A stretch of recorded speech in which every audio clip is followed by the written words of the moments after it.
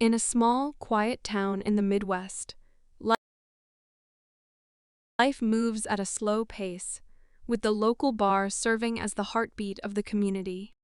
The Bikers, a notorious gang from the city, ride in one afternoon, their motorcycles roaring through the streets as they storm the local watering hole, looking for trouble. For years, they've terrorized towns like this, shaking down businesses and intimidating anyone who crosses their path. This time, however, they don't realize they're about to meet someone they shouldn't mess with. James Bennett, a former soldier in the Federal Response Unit, has just returned home after years of service. Having witnessed the worst of humanity during his time abroad, he's come back to the town he grew up in, hoping for peace and a chance to heal from the scars of war. He's not looking for a fight, but he's also not one to back down from injustice. One evening, the Bikers burst into the bar, loud and aggressive.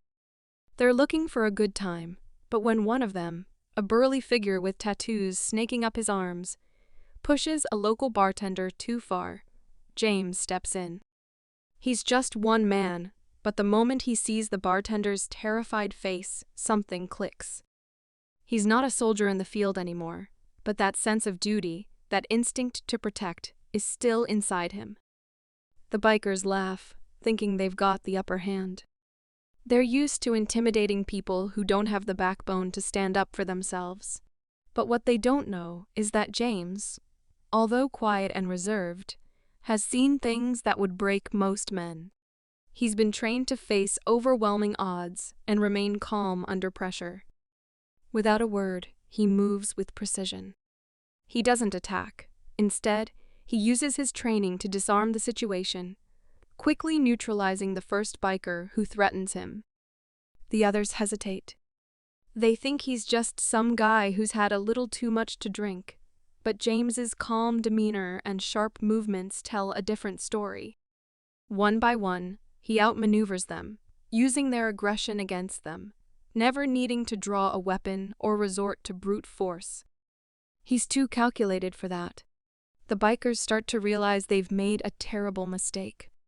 The more they try to stand their ground, the more they're put in their place, their pride and egos shattered by a man who didn't have to prove anything. James doesn't say much he doesn't need to. His actions speak louder than any words. When the Bikers finally get the message and leave, defeated and embarrassed, James quietly returns to his seat at the bar. He's not interested in glory or recognition.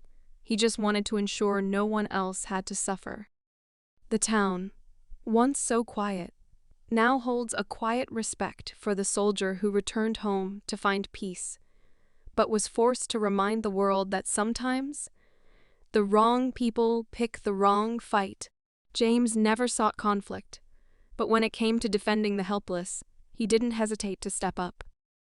Strength is not always measured by the loudest voice or the biggest muscles, but by the quiet resolve to do what's right when others won't.